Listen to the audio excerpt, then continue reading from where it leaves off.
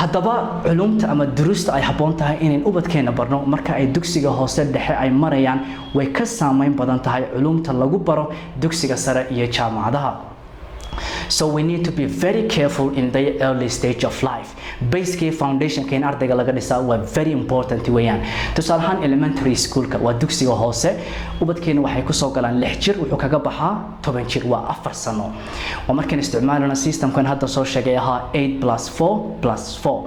haddaba halka waxaan jeclaan lahaa waa fikirkayga inaan wax ka yara bedelo. Number 1 aynu ka dhigno 2+6+4+4 yacni 2 years of preschool pre-primary school ama KG-yada waxaanaynu naqaano oo ubadkeenu ay KG soo maraan يعني public iyo private labadaba ay khasab ku noqoto inuu KG soo maro.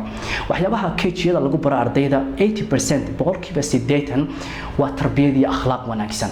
20% waa training ama skills يعني ardaygu inuu qalinka iyo warqadda saa isugu dul qabto inuu position iyo direction-ka uu fadhiisanayo KG-yada ay ardayga lagu soo baraa.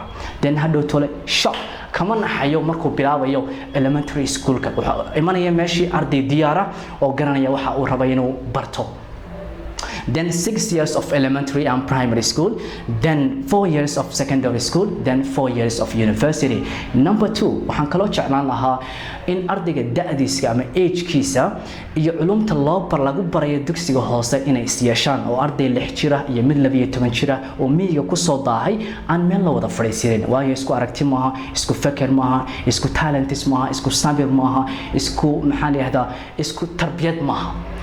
Number 3 waxaan kaloo jeclaan lahaa inaan wax ka bedelo culumta dugsiga hoose lagu barayo ardaygu in la localize gareeyo oo yacni ardayga aan dunida wax laga barinin dunidu sida u shaqeynayso iyo general knowledge-ka iyo meesha loo socdo iyo meesha laga yimid iyo maskaxda qofka yar ee 6 jirka ama 10 jirka ka hooseeya ma qaadi karto.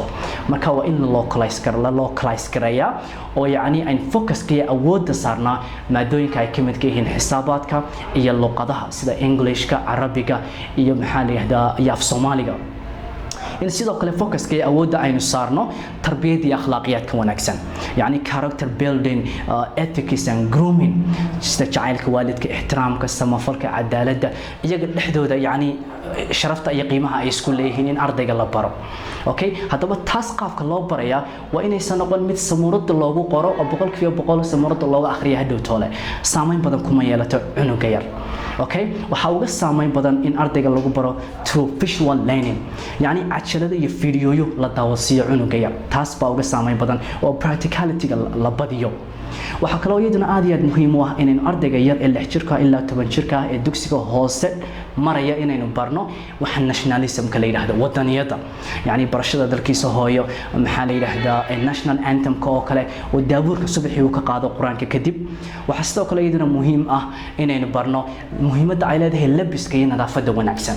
waxa sidoo kale iyaduna muhiim ah oo qayb inay tahay qayb inay ka ahaato sports-ka jimicsiga waa iyaduna aad bay muhiim u tahay.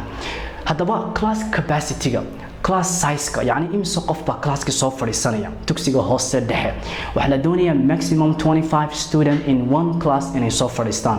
lama rabo not 60 not 70 not 80 not 90 student in one class. waxaad arkaysaa iskuulaadkeena dugsiga hoose dhexe oo ay fadhiistaan 60 70 80 arday ay fadhiyaan sidaa wax kuma bartaan waxna kuma kala faa'iidayaan bal waxa laga yaabaa arday yar oo tarbiyad iyo wanaagsan iyo akhlaaq wanaagsan kala yimid gurigiisa hooyo inuu markuu 60 qof iyo 70 arday uu soo dhex galo yani ay akhlaaqdii iyo tarbiyadii wanaagsaneed ay ka lunto inaguna inaan wax saxnaabayn doonaynaa. okay waxa kale oo hadaba iyaduna aad iyo aad muhiim u ah dadka baraya macallimiinta dugsiga hoose dhexe baraya inay 70% dumar ay ahaadaan. dumarku way uga naxariis badan yihiin way uga dulqaad badan yihiin way uga wax fahamsiin oo yihiin way uga take care wanaagsan yihiin marka loo eego ragga. waayo dumarku raggan waaweyn ee suffrage age-ka ku jira ee qaangaadhada ah yani grown man-adan bay isku dhibayeen inay wax fahamsiiyaan mooje laakiin ubadka yaryar way ka soo dhalaalayaan tarbiyad wanaagsanna way barayaan. waayo waxaad arkaysaa iskuulaadkeena dugsiyada hoose dhexe nin balwad qaadiya sigaar leh oo la rabo 6 am inuu iskuulka yimaado ama 7 am inuu iskuulka yimaado oo waxaan ku yiri ilmo yar oo 6 jira wax baraya. then how incredible is that yani sabirkiisa iyo dulqaadkiisa iyo waa sidee markaas iyo waxa uu barayo cunuga yar is incredible. So brothers and sisters, we need to address these issues if we really want to grow. Otherwise, we will stay where we are and we will never make any progress. So finally, videogayga soo socda waxaan kaga hadli doonaa primaryga, secondaryga iyo jaamacadda maxay tahay in lagu barto inagu se maxaynu ku baranaa. So stay with me. Thank you so much for watching.